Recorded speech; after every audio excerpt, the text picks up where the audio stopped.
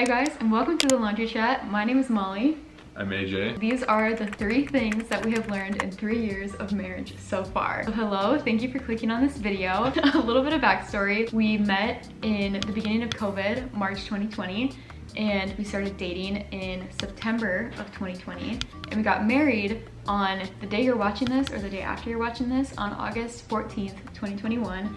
So we have officially been married for 3 years now. It's been a great 3 years, but that doesn't mean that it's been completely effortless. I will say as a disclaimer before we get into our points that we don't have kids, which will change, I know, like the course of a relationship or how you operate in your relationship a lot. So keep that in mind. But we have navigated through a lot in our time being married. We got out of debt, we moved across the country, we bought a home, we navigated porn, we navigated my vaginismus, and the most recent one was navigating a miscarriage. So we've been through a lot, it feels like. I feel like every couple could probably say that. Those are our experiences going into this video. So before we jump in, I don't know what he wrote down for his 3 lessons, and he doesn't know what I wrote down. So I'm really actually excited to see what AJ came up with, because you just never know. But I also have a couple bonus lessons that I thought were important to throw in there. So stay tuned for those. Let's just jump in. So I've learned to enjoy fruits, yogurt, sparkling water, home-cooked meals, you know, all that kind of stuff, like a healthier version of everything that I was doing in the past or eating in the past, like candy, ice cream, sweets, soda, fast food. A lot of fast food when we were like just friends before we got married. I kind of had a high expectation of eating out a lot when we first got married. That was something that we had to navigate early. Yeah, Molly went from hating to cook to loving, well, not necessarily loving to cook, but being a really good cook and, you know, having things that I really like. And it's, you know, really helped kind of shape our, you know, financial situation and also our health. I mean, I've lost, you know, a lot of weight since we've been married and kind of changed a lot of things around. So, you know, am I going too long? No, you're fine. Oh. I was just gonna ask like how marriage has like helped contributed to that. Oh yeah, I think really Molly and the way that she grew up and kind of the way that she looks at, you know, healthy food and having like a healthy diet for fuel is, you know, something that's helped a lot. Like especially with the eating out and home cooked meals, I think food can be like the key to a man's heart a lot of the time. And like, you know, it's like helped our relationship, you know, being able to have her cook and it, you know, be something that's helping me kind of reshaping, you know, the future for our kids and for, you know, our lifetimes of you can give up eating this garbage that really isn't helping you at all. You know, ultimately it's keeping me on the earth longer, which means that, you know, I can take care of our kids. I can play around in the yard a lot easier because I'm in shape. And I mean, especially it sets a really good precedent for our kids, seeing, you know, what our habits are. And yeah, it's, you know, something that I've had a hard time with for really my whole life. Like something as like normal as food changed in marriage, I guess. Like getting married kind of changes how things that you didn't really think twice about before. Like now that you're married, it's like, wait, like even what I eat matters, because like if I eat bad, I won't be able to like be around for our kids or be around for you, like when we're old, you know what I mean? I feel like it adds meaning to those kind of things, which is interesting. Give your husband more space to talk than you think. I haven't told you about this, but like I really try, like when we're having conversations, I have a tendency, and I think women just do, to like jump in and say a reply and say what we really mean or say our thoughts, or like if he's finally like expressing like how you feel, like we want to jump in and be like, oh my gosh, yeah, but maybe it's like this, or like, oh, like that's so amazing, like that you thought, you know, even just like kind things that you're wanting to say. Like I've been trying to, when you're in your like rambling time, like 30 seconds ago. Like there has been so many moments that I'll like give it like a few extra seconds after he like puts a period at the end of the sentence, or at least I thought he did, and then he'll start speaking again. And like I wouldn't have gotten that thought from you if I would have like budged in with my thing, because then he would have talked about whatever I brought up. If you give your husband the space to talk as he's talking, there might be more that comes out if he just has like the breathing room without your commentary in it all the time, because you're kind of like simmering still, you know. Molly says I'm slow. I was slow talker. Yeah, very slow talker, slow processor. I gotta wait and be patient till you get it out, so. You don't need everything all the time. A lot of things are only exciting to buy, but not to have. Would you rather have that thing or have the added peace of mind of having that money in your bank account? You know, buy once, cry once, but only on things you really need, you know, or try to avoid like vanity and name brands just for the sake of it, but more, you know, look at things as an investment, a long-term value or the reliability that you're getting out of that item. Especially Molly's family, and she, you know, tries to approach spending, and that was something that was kind of different from just the way that I feel like I looked at spending money or buying things or doing experiences or having certain brands. It was very much kind of keeping up with the Joneses, buying something just for the sake of it being fancier than something else that someone else had. I remember we went into Dick's Sporting Goods, like when I think we were engaged at this point, and he wanted this just like, it had some sort of branding on it of like a football, like a mini football, and it was like overpriced. It was like 15 bucks or something. I was like, no, why do you, like but he wanted to, he needed to have it in that moment. I'm like, it'll just sit around like a week from now, like you were very like, to now is like so different. Well, and I think like I was coming from the opposite end, basically just spend every dollar and have fun and whatever, and Molly was coming from the end of, I would rather save my $5 than to enjoy something that we could do together. Yeah, or we something definitely with money like are on two ends of the extreme, and AJ's taught me how to enjoy life and not stress about spending money, and I've taught you like how to like save your money and the peace that comes when you don't have everything that you want. Yeah, it's similar to the eating thing, it's just do it in moderation, make it worth it. If we're gonna buy something like a new vacuum, like we're gonna invest in a nice one because we don't want to have to invest in it again next year and again the next year. Kind of, I guess, understanding like what you really value, not for the sake of it being fancy or trying to impress people, but it actually like benefiting the family, being worth it. It's been a very hard lesson for me to learn. It's just like,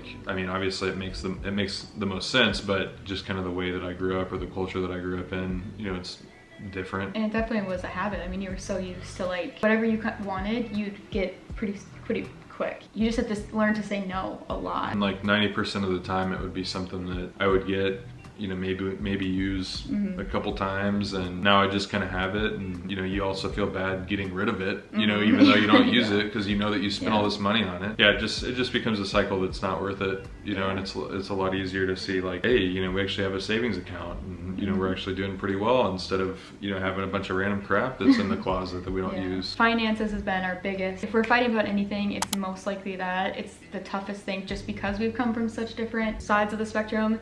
But now at 3 years, I feel like we really have like finally like had at least a year or so of like being more on the same page, like actually. So it's been really nice now. Like he's come a long ways, and I've come a long ways with not stressing about it, because that was just a hard thing. If you did spend money, I would be torn apart. Like I would just be like, oh my God. Your delivery is everything.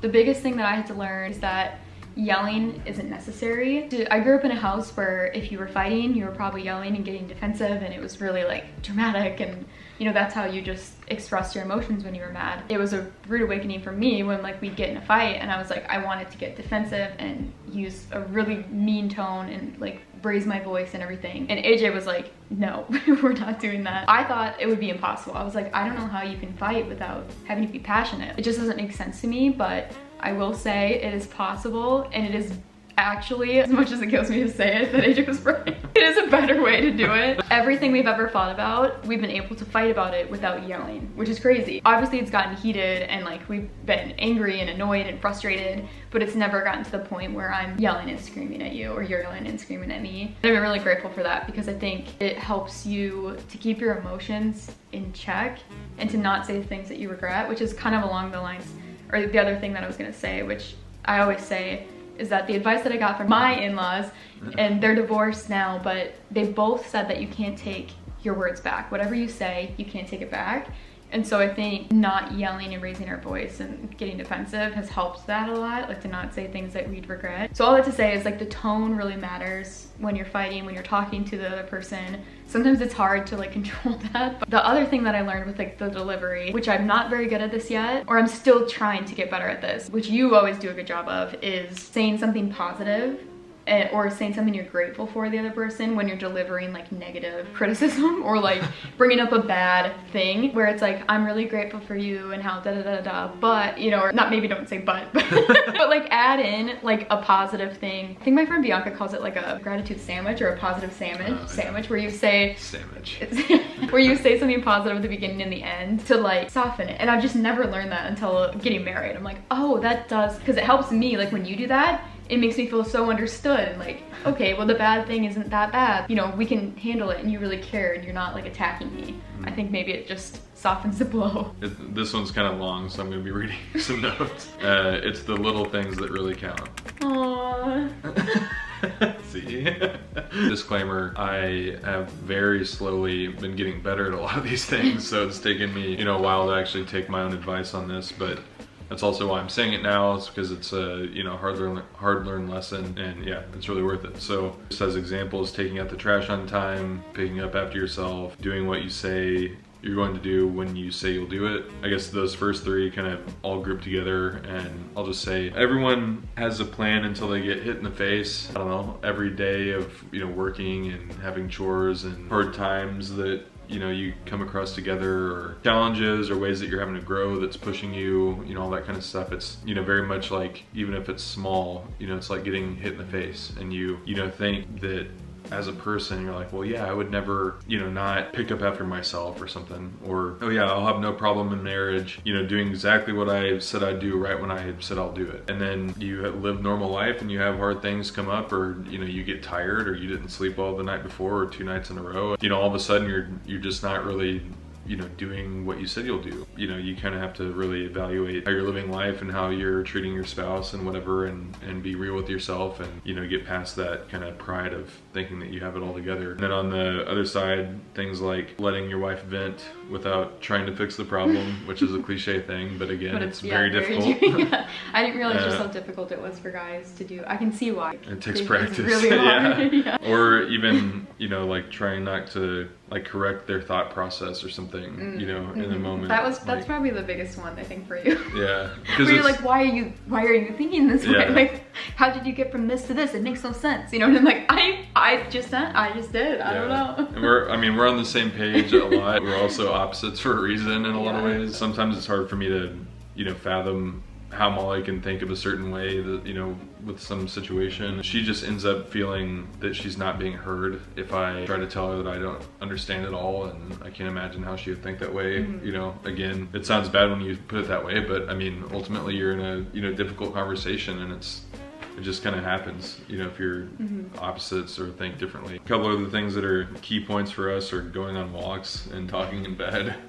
The kind of like bottom line for all this is, it's easy to not do a lot of this stuff, especially like, you know, talking in bed. Like when we first got married, I was used to, as soon as my head hits the pillow, I want to go to sleep. I mean, I don't want to lay around and talk for another hour. I got in bed for a reason. It's because I want to go to sleep. It would be easy for me to say like, no, I don't really want to talk. I just want to go to sleep. And that's, you know, I'd kind of roll over and that's what I do. That's what I'd been doing, you know, the other 25 years of my life. You know, I didn't really value, not necessarily that I end up benefiting from it because I enjoyed talking to my wife, so, you know, it's a good time, but, you know, it's things that she values a lot that, you know, just shows that I love her, or I'm willing to, you know, spend my time doing that even though I wouldn't necessarily choose to, you know, originally. And, you know, a lot of that kind of stuff ends up paying off and showing your love a lot more than if I were to just take her out on a fancy date once a month, or, you know, buy her a new watch or something. And it's the little things of, if I would have just picked up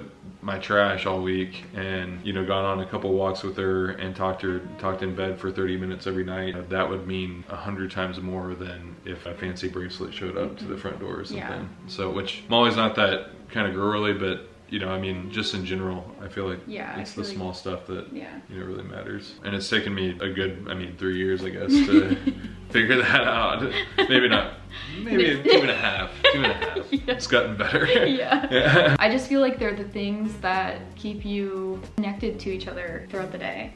You know what I mean? It's like, it's almost like a stitch of a quilt or something. It's like, if you only have like a few of those like moments as a woman and husband and wife that you're connecting, how in the world are you gonna like stay connected when like things are like pushing you apart? So it's like all those tiny little things, him doing what he says he's gonna do, or thinking ahead, or doing things for our family, like saving money in some way, or talking in bed, or checking in on me, or us calling like when you're coming home from the gym. It's like these little connection points. I feel like when we've ever gone through stressful moments, especially the miscarriage and stuff, like it just keeps you that much more, you don't tear apart, you know what I mean?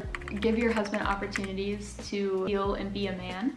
So for AJ, it's cigars, guns, hunting, he's a part of the fire department, like going on calls, like a semi-dangerous thing. There's those, you know, superficial things that it's like, you need to go out and be dangerous and talk with the guys, talk about nothing. I've just realized just how important that is over 3 years of marriage. You know, those are always times that I feel, well, one, like more attracted to him. Like when you're in your manhood and like doing manly things, it's like attractive to me. It's just who God made you to be. You know what I mean? You're stepping into like more of your role as a man. But especially, like I was gonna say, that spiritually, I feel like as a woman, you have the opportunity to give him the opportunity to lead spiritually. I'll ask AJ to pray, or I'll ask him to give me a verse, or I'll ask him to, you know, whatever it is. But I feel like that's definitely the most important one in the 3 years, is like letting you take the lead. And like, because sometimes like for guys, especially like new in marriage, I mean, we've never been married before. I don't know how to be led. He doesn't know how to lead necessarily. You know, like you will and are able to, but it's like you don't know like how to do it or where the opportunities are. So like as a woman, like I feel like maybe women just instinctually know sometimes, like, okay, I need to be led in this area. Like we need you to decide this. And that's a big thing that I've done, is when we don't know what to do, or if I keep going back and forth on something, I'm like, okay, like you're making the call. What do you think is best for our family? And you can like, he's not necessarily gonna do that himself. Like eventually you probably will, but like me as the woman, I like let him take that, you know? And I feel like that's been really good for our dynamic. And I just feel like less stressed when you're more of like, you're stepping into that, like, what's that word? Like, I don't know. You're masculine, like, I don't know, you know what I mean? Like it affects every area of life. Like you were bringing up like food, like I feel like that's been your weight loss journey and everything. It's been really cool to see and encourage you as you like trailblaze that in your life and getting rid of those habits and like really becoming like a new man in that area. Like, because your physical body is so tied to everything else, you know? It's like, it is just a reflection of like the inside growth that you've done. It's cool to watch your husband become a leader. Like when you look back at like the first year we got married, or when we got married to now, like, I don't know, I didn't realize just how, I don't know, how proud I would be, or how, I guess I didn't really think of that as an option of something that could happen in marriage, like watching your husband become more of a man of God and step into his like manhood and his role as like a husband and eventually father. And like, it's just really cool to see and to be like a small part of that. It's cool. So a small part. Is to truly trust and believe the best in them, even if it's hard. Like I wanted to believe and trust that you were going to be able to like overcome porn before anyone else. Like I wanted to believe that in you, and I believed that you could, you know what I mean? It's not like an easy thing to do sometimes, but I wanted to trust in you the most. Like I really wanted to have like that like radical trust in you, even though like, you know, you've gotten hurt by this person, or you feel like it's like, dang, like this is just, it then turns my heart into treating you that way. I don't know, to not look down on you, or it kind of helps me treat you with respect, you know, even during a time, probably a time you need it most. Anyone's, you know, biggest sin struggles in their life, you're generally not wanting to have that struggle. Yeah. You know, it's not like in your heart, if you've been born again as a Christian, you're not striving to continue to fall to that sin. Yeah. You know, it's, you know, just, yeah, giving them that grace that, you know, I know that, you know, just like Paul says, it's like I continue to do the things that I like know that I shouldn't and I don't want to do. Having that softness and grace. Yeah, you know, which is so hard when especially with something like porn or lust, when you've been feel like you've been hurt by this person, but you're having to have the softness and grace towards them, can be like really hard to do. Like I'm definitely not perfect at it, but when I was able to do it, it was best for both of us, for sure. It's better to talk about it than not to talk about it. But with that, the timing is everything. We don't really let anything go unsaid, but it doesn't mean that we talk about it like right away when I think about it. There's been times like before your fire class or before your fire test, I think there was something, I can't remember what I was going to talk about, but I waited until after to talk about it, or, you know, bring it up, because it's like, oh, he's stressed about this, like this is not the time to have a conversation about whatever, you know, I'm concerned about. But that doesn't mean that you should never bring it up. Like I think we've done a really good job actually of like, it's like throwing up. If I have something to say, like we're gonna say it, it's just like, it'll eventually come out, you know, eventually. And I think it's helped build trust in each other, that like, I know if something's bothering you, it will eventually come out. Like it just always does. Yeah, I think those are things that, you know, you're not going to be able to learn anywhere else or from anyone else until, you know, you're married to that person, and it just takes time. You know, when we were like dating, it'd be midnight and I'd be walking out of your door, and then she'd, you know, want to get something off her chest, and it's like, why would you say this now? I definitely have very bad times when we were engaged. Everyone told us, at least everyone in our lives who was like a Christian couple, said to keep Jesus at the center, and this couldn't be more true. Like 3 years into marriage, it's been really the most pivotal lesson in every single area, to have Jesus at the center of my life, Jesus at the center of your life, Jesus at the center of our marriage, has got us through everything. I mean, it's been how we approach, or at least try to approach every situation. And you know, it's almost like the quote of like, blame the budget, not each other. Not like blame Jesus, but like, if this is what we believe in as a Christians, it's not my idea that we do this, or that we, you know, live our life this way. This is like biblical, you know, so it kind of takes the weight off of like either of our opinions, and it's like, well, okay, what does God say about this? It's very much, you know, based on, if biblically it's better to steward our money and not waste it on $200 worth of fireworks that will only last 30 minutes, maybe you drop it down to $50 and we keep the other 150 and steward it better, you know, like. We've been for countless situations, like it will eventually typically like come back to the Lord. I don't know, and then even the way we navigate those conversations is like, hopefully like we try to be like compassionate and gentle, you know what I mean? It's like all those things, which again, we're not always good at them, but it eventually comes back around to that. Speaking of that, prayer is also really important. That obviously goes with the Jesus at the center, but praying for your husband, praying for your everything, praying together is something that, I mean, we still need to work on, but definitely have improved since we first got married. I still love the quote that if you're not praying for your husband, who is? It's such an honor to be able to pray for the other person. I don't know, just remember that in those tough moments when, you know, you're having a really bad fight, or you know, you're just not seeing eye to eye, or you're just, you know, they're not doing what you think they should do, is like, okay, like, but did you pray about it? Like, you know, the most important thing really you can do in any of these kind of situations is to pray for your husband or wife. I put grace, grace, grace, which I feel like we've covered a lot. Like, you need a lot of grace for each other, for yourself even. Again, it's like both of your guys' first and hopefully only times of being married. It's like you're not gonna like